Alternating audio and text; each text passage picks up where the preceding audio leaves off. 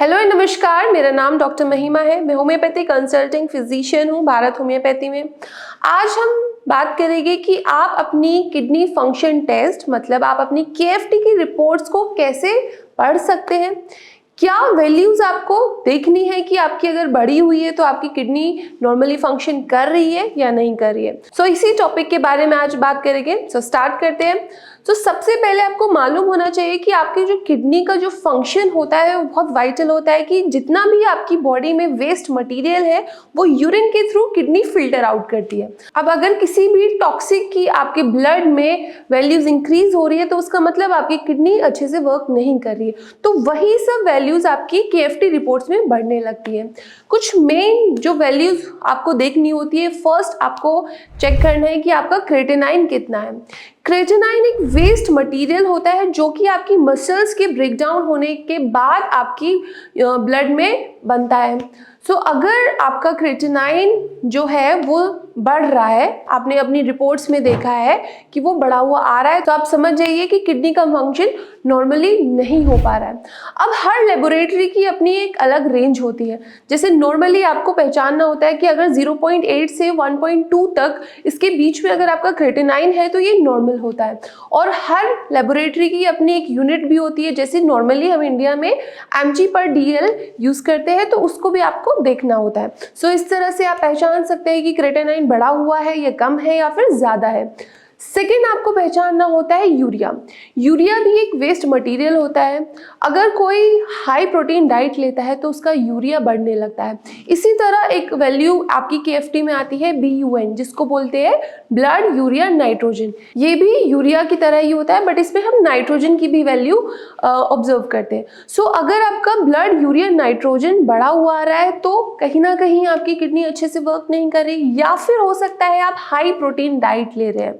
तो इस वैल्यू को आपको पहचानना होता है। नॉर्मली आपकी जो BUN की वैल्यू होती है वो होती है 7 to 20।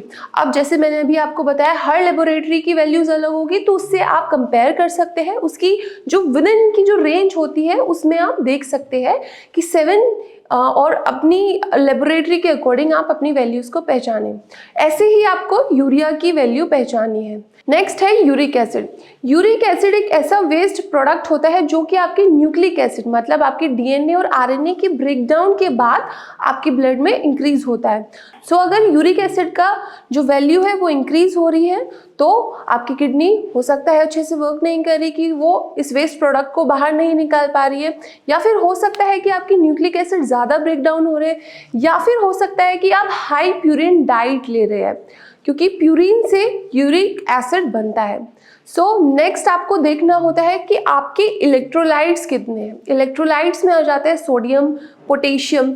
ये सब होते हैं इलेक्ट्रोलाइट्स। इलेक्ट्रोलाइट्स आपकी हार्ट की मसल्स को कि अब कितने अच्छे से वर्क कर रही है, आपकी मसल्स कितने अच्छे से वर्क कर रही है। अगर आपकी मसल्स में क्रैम्प्स आ रहे हैं तब भी आपको अपने इलेक्ट्रोलाइट्स चेक करने होते हैं।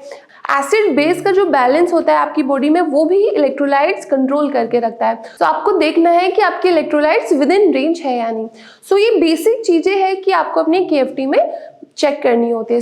मैंने अभी जो वीडियो में बताया, पहले आपको क्रेटिनाइन चेक करना है, BUN चेक करना है, यूरिया चेक करना है, यूरिक एसिड चेक करना है। अगर आपका क्रेटिनाइन बढ़ा हुआ है तो उससे आप कोरिलेट कर सकते हैं कि आपका GFR कितना हो सकता है। और GFR कैसे कैलकुलेट करते हैं, GFR क्या होता है, मैं आपको अपनी पहली वीडियो में बता चुकी हूँ। एंड आपको अपने इलेक्ट्रोलाइट्स चेक करने होते हैं। इस तरह से आप अपनी केएफटी रिपोर्ट्स पढ़ सकते हैं और समझ सकते हैं। बेसिक आपको एक इंटरप्रिटेशन मिल जाएगी कि आपकी किडनी में कुछ हलचल हो रही है, वो नॉर्मली वर्क कर रही है, या फिर आपको कुछ घबराने की बात है, या फिर जल्दी से आपको डॉक्टर के पास जाने की बात है। अगर आपकी केएफटी में आपको लग रहा है कि किसी की वैल्यू इंक्रीज हुई है, कम हुई है, तो आपको पैनिक होने की बिल्कुल ज़रूरत नहीं है। अपने डॉक्टर से कंसल्ट कीजिए, क्योंकि डॉक्टर ही आपको बता पाएंगे कि एक्चुअल में उसका रीज़न क्या है कि वो जो आपके लेवल्स हैं इंक्रीज हो रहे हैं। हमारे पास जितने भी किडनी के पेशेंट आते हैं जिनकी KFT में उनको वैल्यूज़ इंक्रीज हुई मिलती है। सो ऑलरेडी वो बहुत पैनिक वाली स्टेट में होते हैं, घबराए हुए होते हैं। सो जब हमें ऐसे पेशेंट मिलते हैं, हम उनकी काउंसलिंग करते हैं, एक्चुअल पैथोलॉजी क्या है उस लेवल के इंक्रीज होने की हम उनको समझाते हैं। इस तरह से हम उनकी मेडिसिन कस्टमाइज भी करते हैं कि पैथोलॉजी क्या है किसी लेवल के इंक्रीज होने की, साथ में या पेशेंट की मेंटल स्टेट क्या है, वो कितना घबराया हुआ है या फिर किस स्टेट में वो हमारे पास आया है। इस तरह से हम उसकी मेडिसिन कस्टमाइज करेंगे और उसके बाद उसका ट्रीटमेंट शुरू करते हैं। सो आई होप ये वीडियो आपके लिए हेल्पफुल हो, आपको आसानी रहे कि आपको अपनी किडनी की रिपोर्ट्स को कैसे पहचानना है, लेवल्स को कैसे पढ़ना है। बट फिर भी मैं आपको बताना चाहूँगी आपको पैनिक नहीं होना है, डॉक्टर से कंसल्ट करना है। Thank you.